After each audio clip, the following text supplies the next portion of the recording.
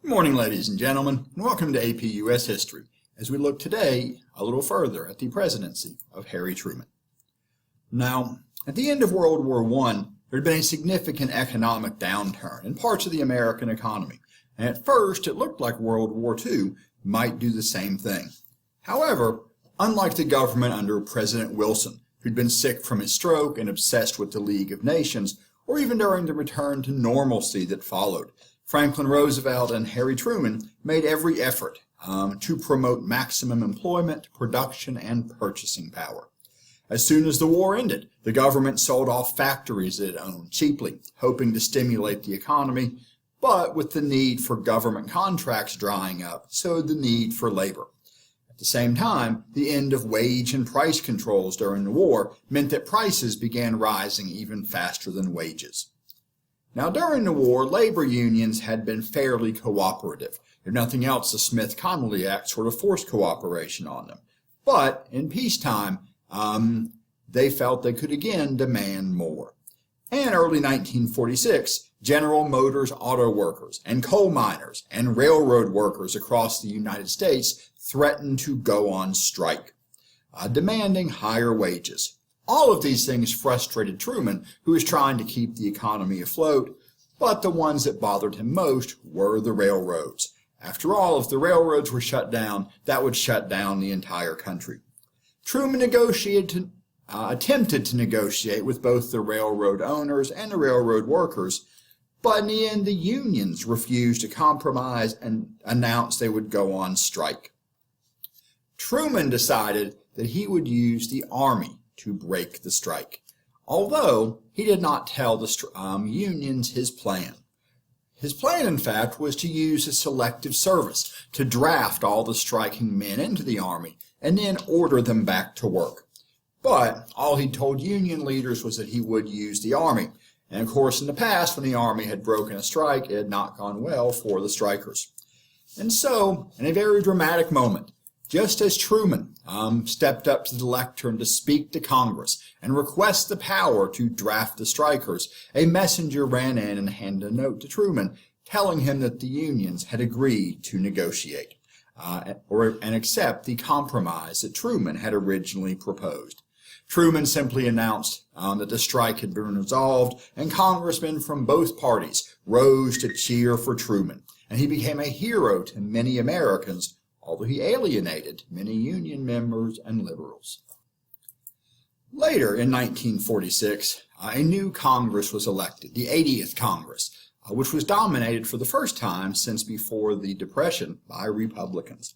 And they would try to block many of Truman's policies, and would try to pass new laws to limit the power of unions, laws which the strikes of 1946 had made rather popular.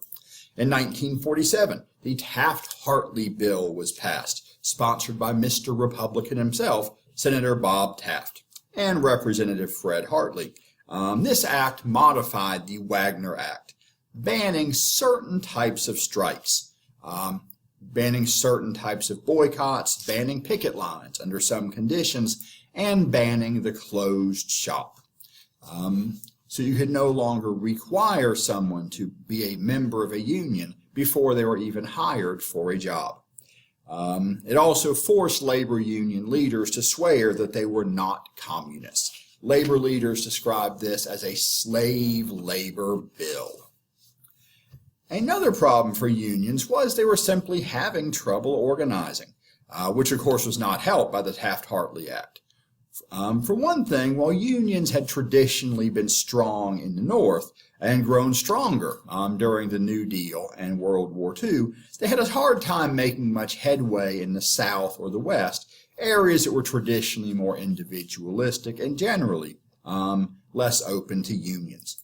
In 1948, the CIO launched Operation Dixie to organize the South, but this failed miserably. In large part because white and black working-class Southerners did not want to work together, in part because their employers often stoked racism to keep them separate and disorganized. Furthermore, after World War II, the service industry was becoming more and more important as a form of employment, and services Doctors, lawyers, teachers, waiters, accountants, people outside of heavy industry, outside of manufacturing, were simply much harder to unionize. And so union membership would decline after World War II, alongside it, the percentage of the population involved in manufacturing. For one thing, this growth of non-industrial employment was linked to the growing level of education in the country. Because as World War II was winding down in 1944, Congress passed the GI Bill, officially called the Serviceman's Readjustment Act. This was meant to help absorb the 15 million veterans who would be returning from the war. Among other things, to give those men something useful to do but keep them out of the workforce, the GI Bill would pay for them to go to college. And between 1945 and 1955, around 8 million veterans took advantage of this, at a cost of $4.5 billion, more than we spent on the Marshall Plan. But it created a whole new generation of college-educated Americans, also led to a real boom in college expansion and college construction. The VA was also allowed, under the GI Bill of Rights, to make about $16 billion in loans to veterans to help them buy houses and farms and start businesses. And of course, this helped veterans, but also helped the construction industry, as this spurred the construction of new houses. And while the original GI Bill has expired, it has been repeatedly renewed, and the government will still help members of the armed services buy a home or get a college education. And those are some of the biggest reasons many people do join the military. And construction did take off, because right when World War II ended, there was a serious housing shortage in many big cities. During the Depression, no one could afford a new house, so not many were built. During World War II, people were too busy fighting, or those at home were too busy producing supplies for the war to put their time into building houses. But now, as soldiers came home and no longer wanted to live with their parents as they had done during the Depression, there was a real shortage of housing, and especially in our growing cities. But the GI Bill and the FHA helped to fund the construction of many new homes in the suburbs, including planned developments. William Levitt essentially invented the cookie-cutter neighborhood, with the suburb of Levittown, just outside New York City, applying the principles of mass production to home construction. Originally, every single house in Levittown was built precisely to the same plan, built out of a prefabricated kit, which allowed workers to build the houses quickly and efficiently and cheaply. Levitt could sell these homes for $8,000 apiece, which even then was pretty cheap, especially for a suburb right outside New York City. And if you didn't have $8,000, you could pay $58 a month to buy your house on the installment plan. And these suburbs of cheap, identical houses were so successful, he built another Levittown in Pennsylvania near Philadelphia and a Levittown, New Jersey. Later, he created more standardized plans, but living in Levittown puts you in a home much like that of your neighbors, but still a home of your own. And we needed lots of new homes, because as soldiers returned to wives they have not seen in months or years, there was, 9 months later, a huge increase in America's birth rate, a baby boom lasting from 1946 to 1964. Between 1940 and 1955, just in the first half of the baby boom, America's population increased 27%, from 130 to 165 million, and it kept growing. The baby boom's most fecund year was 1957, in which one baby was born every 7 seconds, a total of 4.3 million babies in 1 year alone. And so overcrowding in schools became a big problem in the 1950s. At one point, California had to build a new school on average every week. When baby boomers first began to enter the Johnson City public schools, there weren't enough classrooms for them all to attend first grade at once. Some only went half a day in the morning, others half a day in the afternoon, there not being enough room for all of them to attend at once. And schools did benefit from government money, particularly federal funding to improve math and science education to keep up with the Soviets during the Cold War. And of course, as the GI Bill paid for veterans to go to college, and many colleges were expanded or founded.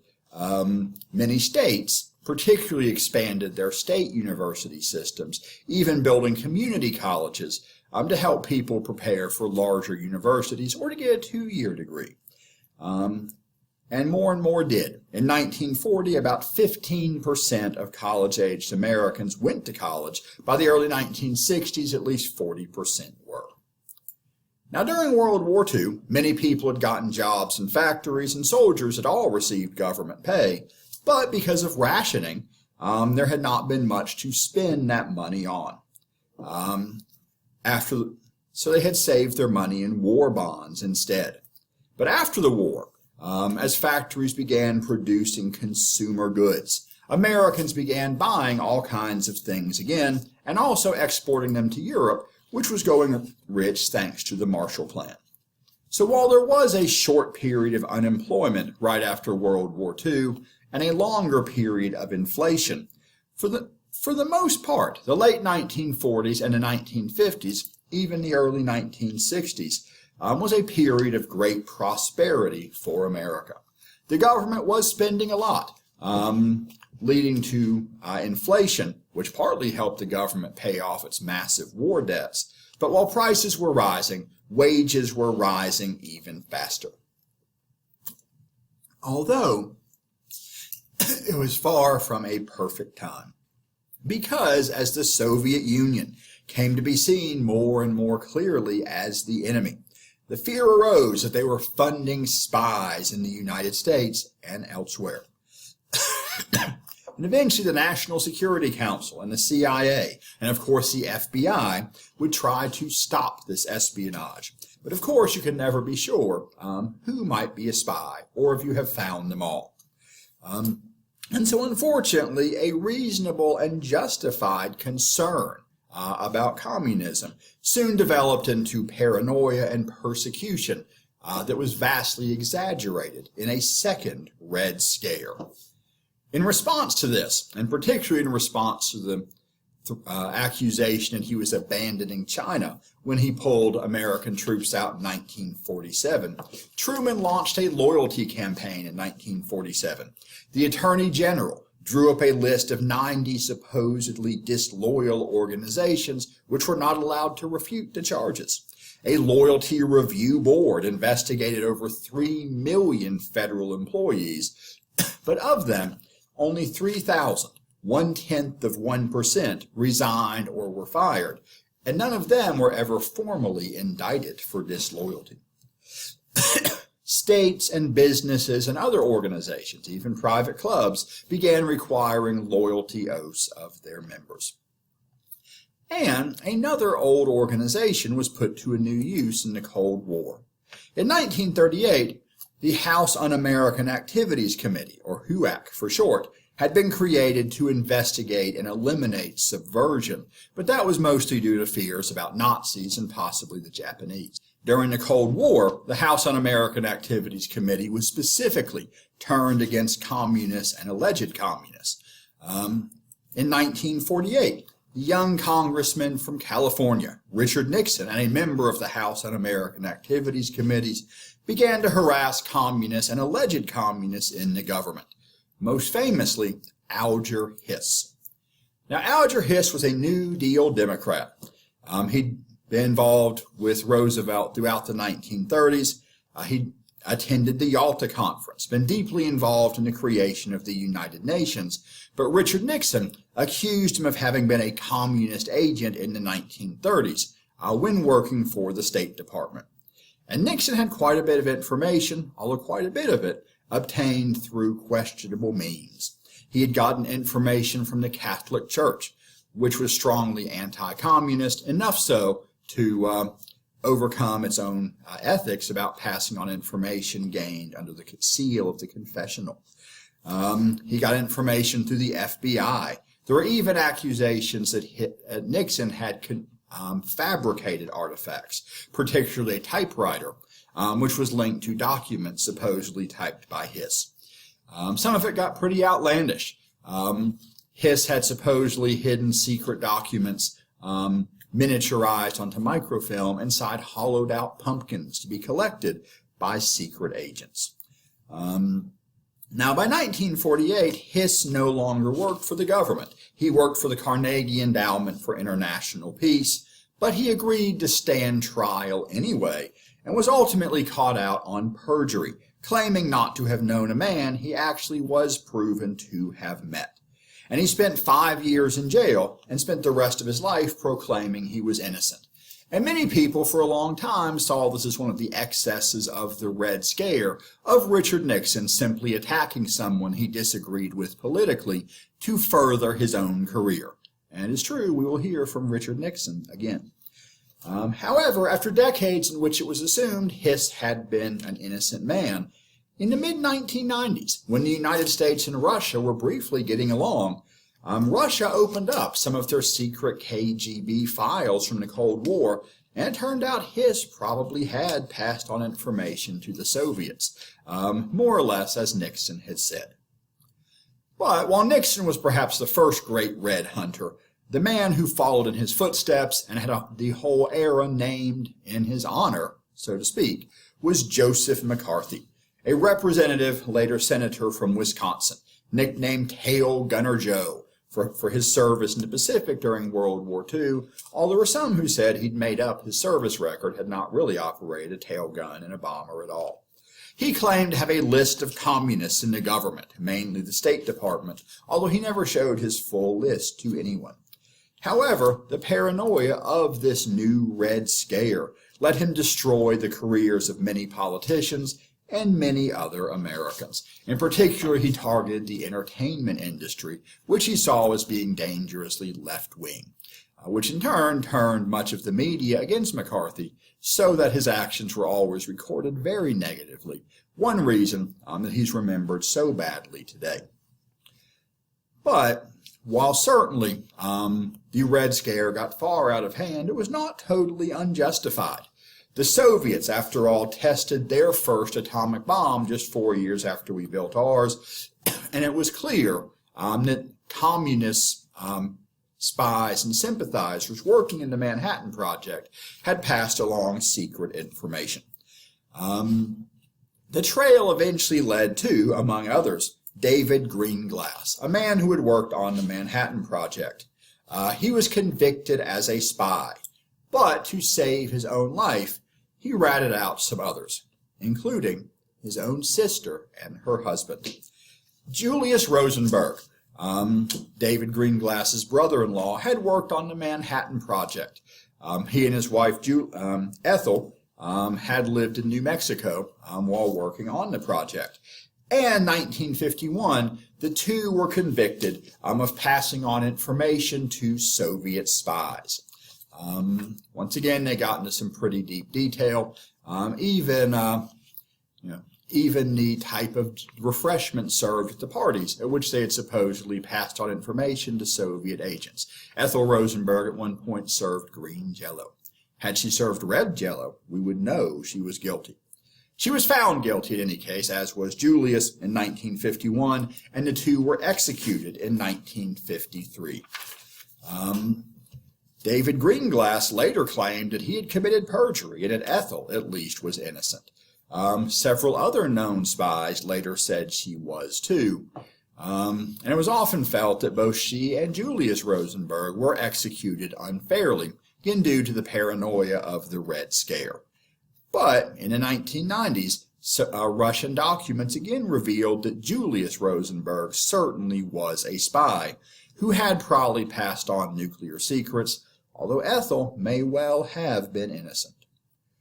Well, as the Red Scare was beginning, and as the economy was not yet picking up in 1948, Harry Truman chose to run for the presidency in his own right. but he faced several problems beyond the Red Scare and a lagging economy.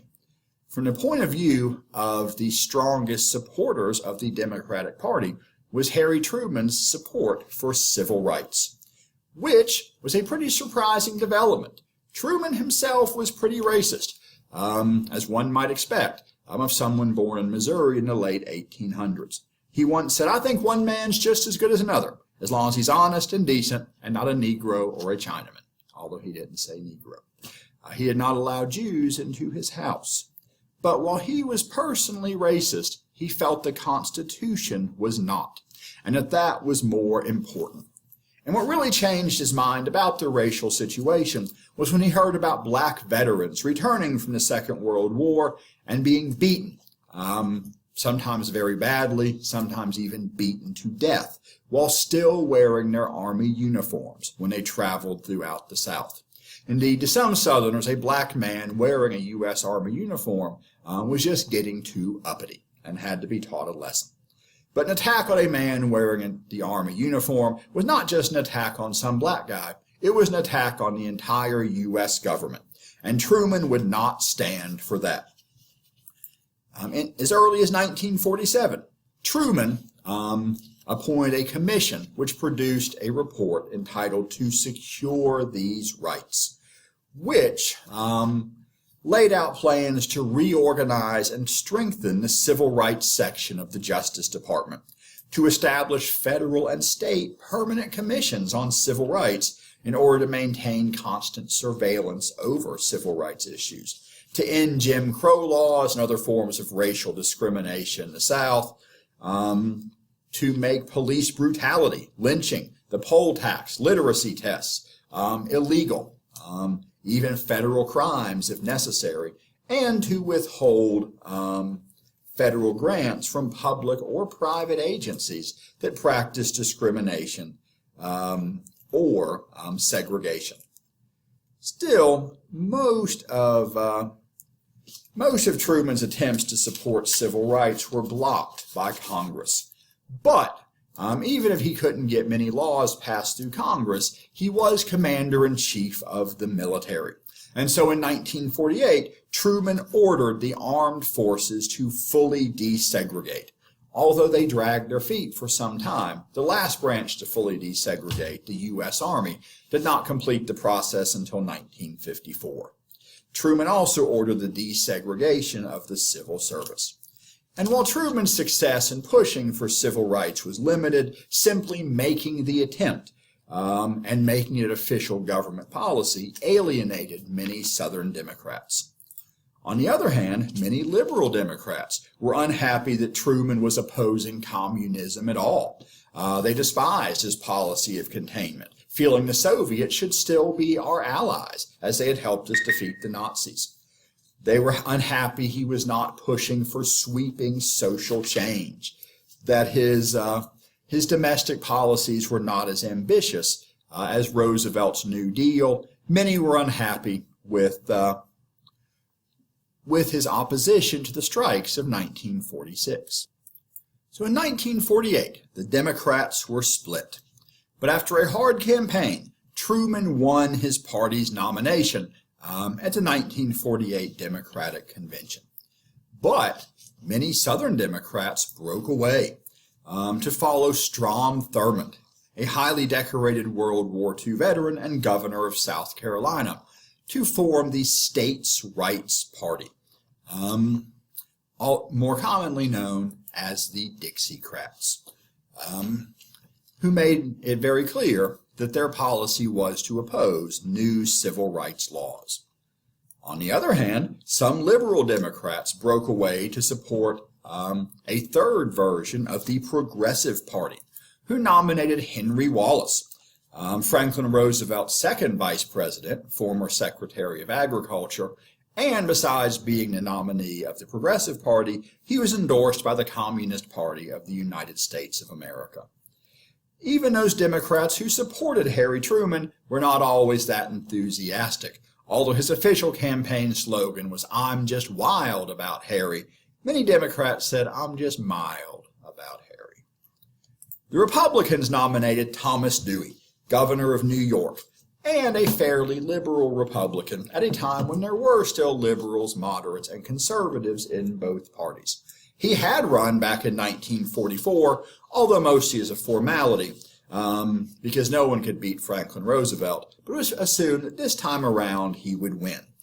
And Truman's first term had not been nearly as successful as Roosevelt's had been, and many people thought the country was tired of him, tired of the Democrats in general, and particularly with the Democratic Party split. Truman was surely in trouble.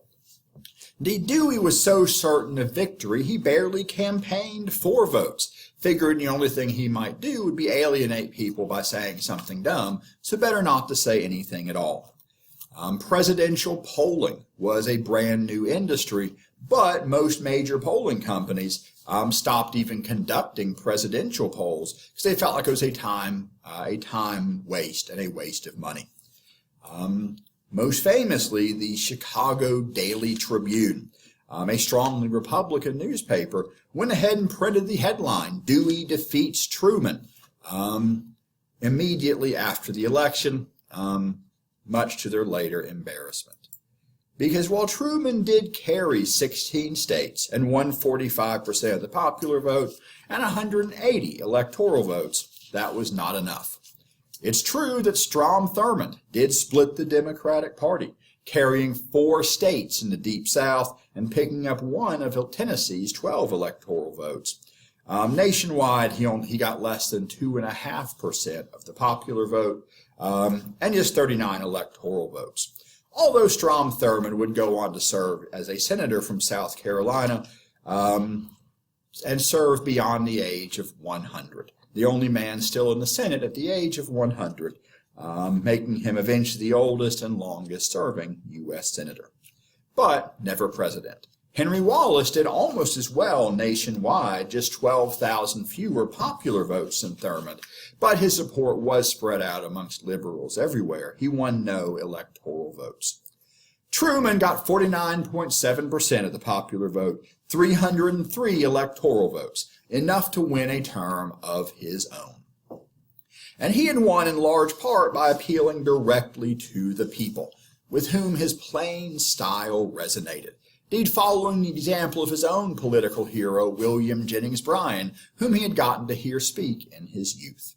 He was known as "Give 'em Hell, Harry," because at one speech at a train stop as he traveled the country by rail, somebody in the crowd yelled out that Truman should give 'em hell while he was condemning his political opponents. After that, it became such a popular slogan that people often shouted it spontaneously, and just in case they didn't, Truman would have somebody planned in the crowd to shout out, "Give 'em hell, Harry," just when he needed it. And Truman would say, "I'm not giving them hell, I'm just telling them the truth, and they think it's hell." Truman attacked the Taft-Hartley Act, promised to support civil rights, promised to improve health insurance and labor benefits, again generally attacked the Republicans in a very appealing style, particularly the do-nothing 80th Congress. And Dewey, by contrast, was stiff, seen as arrogant, too formal. Indeed, Alice Roosevelt Longworth described him as looking like the little man on the top of a wedding cake. Henry Wallace was far too socialistic, Thurmond too racist to appeal to anyone outside the Deep South. And so in his second term, Truman promised America a fair deal, which he hoped would be an extension of the New Deal, promising better housing, full employment, a higher minimum wage, better farm price supports, new organizations similar to the TVA, equal rights for all, and an extension of Social Security to more people. Although a lot of the fair deal was blocked by Republicans and some conservative Democrats in Congress. Indeed, many were very happy to have a chance, as they saw it, to truly bring an end to the New Deal. Back in 1951, Republicans succeeded in adding the 22nd Amendment to the Constitution. Largely as a slap in the face to the legacy of Franklin Roosevelt, the 22nd Amendment said no one could be elected to more than 2 terms as president, putting Washington's 2-term tradition in the Constitution.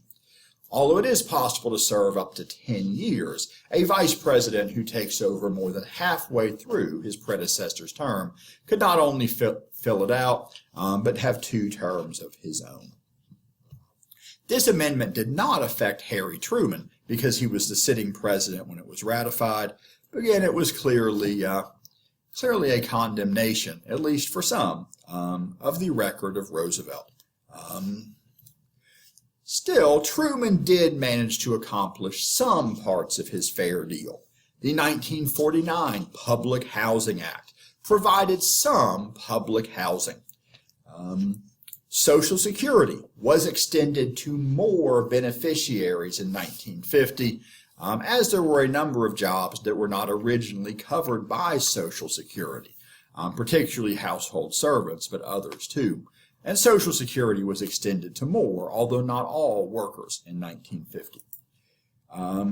He also managed to raise the minimum wage to 75 cents an hour, and did require any contractors selling goods to the government, especially military equipment, to follow fair, non-discriminatory hiring practices. Still, Truman would face another labor crisis, this time in the steel industry. And wages and prices had been going up in the 1940s and the early 1950s, but steel workers felt their wages were not going up as quickly as those of workers in other industries. And so in 1941, they demanded a raise.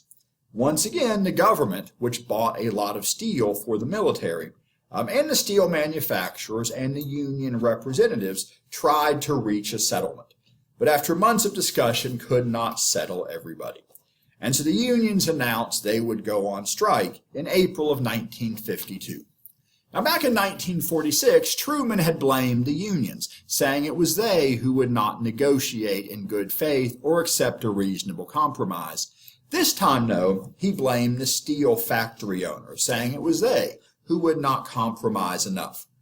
And so he ordered the Secretary of Commerce to seize the nation's steel mills and told the owners and workers to come back to Washington and start negotiating again.